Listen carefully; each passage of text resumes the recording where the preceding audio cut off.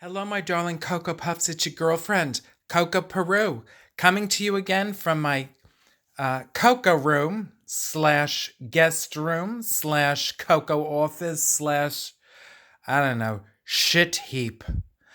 Anyway, my darlings, I'm again trying to enjoy the little things in life because today it's just been raining. I've been lazy. I took a nap and I really, I didn't need the nap today, but she took it. Anyway, I wanted to tell you a little story. Actually, I was looking for something else that I wanted to talk about today, and I couldn't find it because, like I said, shit heap. But I found something else that matters so much to me. A few years back, I was asked to perform at a women's weekend in New Jersey. Oh, not a women's weekend, excuse me. It was called a girlfriend weekend, right? So I accepted the job thinking, girlfriend, I thought it was sassy gay men. Well, then I found out it wasn't gay men, it was women. So I thought, well, great. I love my lesbian fans. What an honor to perform for a group of lesbians, you know? And then I was told, well, no, it's not lesbians. I mean, there probably might be some lesbians there, but it's just a women's weekend. And I thought, oh Lord, what have I gotten myself into? Right. So anyway, I get to Jersey and I'm in the hotel and I go into a room where all the women are socializing by the bar. And most of the women, I would say, were 80, 70s, late 70s, and upwards. And then there was this other group of younger women that were clearly the lesbian contingent. So it was this weird mix of, lesbians, and then these other women who were mostly united as being like war brides. If you don't know what that is, I'm not explaining. But so it was a very. I thought, oh Jesus, this is not good, right? So I decided, well, Coco, you got to do what you got to do. So I walked around and I asked all of the women, do you want a PG show or an R-rated show? And here's one of the things I learned that weekend. Old ladies are dirty. Dirty. And some of them even, in fact, said, oh, no, we want an X-rated show. Well, I wasn't going to give them that. But so I did an R-rated show, right? So it's the night of my show. I get out there. I'm telling you, the ladies were having a hoot. I totally relaxed into it. What the hell was I so afraid of? And we were having so much fun.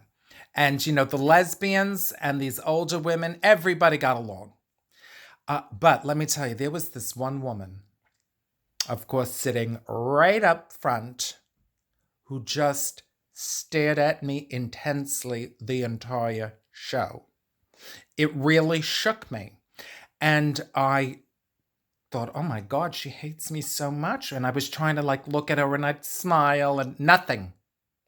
Cold hard stare. I thought, oh my God. Finally, I just stopped looking in her direction or would, kind of look past her.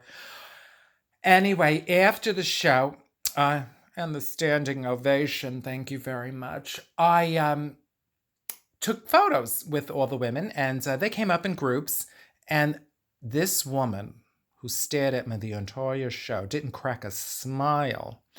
She gets up with her group of friends. She ends up standing right next to me for the photo. I thought, oh my God. And we do the photo. All the women walk away except her. She's standing there, and there was this awkward moment where I was like, I don't know what to say. This woman is about to read me to filth. I said something that upset her. The rest of the women, they wanted the R-rated show. So I talked about a dildo. I might have said the C word. I didn't know what it was that upset her so badly. All of a sudden, she turns to me and she has this sort of warmth coming off of her. And she says to me that she works for a doctor who is one of the leading psychiatrists that help trans people in their transition.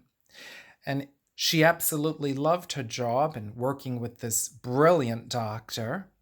And of course, over the years, she got to know these patients, these trans people, very, very well, and their struggles and their lives, and really so much about them as she learned each of their stories. Not because just they'd come in the office and she'd end up talking to them. So she's telling me this, and then she said, "In your show, I want you to know it spoke to me so deeply, and I think what you're doing in the world needs to be seen, and I want you to know how much I appreciate it." Well, she just went on and on gushing, and she even got teary-eyed, and then all of a sudden she handed me this. She had this beautiful look, this gold scarf around her neck, which I've placed around my Coco wig here, which she's getting curls because I'm doing some cameos this weekend. So if you want a cameo, order it now. But back to the scarf. Isn't that fab? She wrapped this around my neck and she thanked me and she said, "I want you to have this because I always want you to remember me and this weekend and these women and the wonderful time we had together, and to remember to keep telling your story." And I just was so moved, and of course, accepted the scarf, and I've kept it to this day because it reminds me that sometimes you're on stage and you might be reading someone the totally wrong way, and turned out she absolutely loved me to other people, they had a good time, but this woman, the show really spoke to her.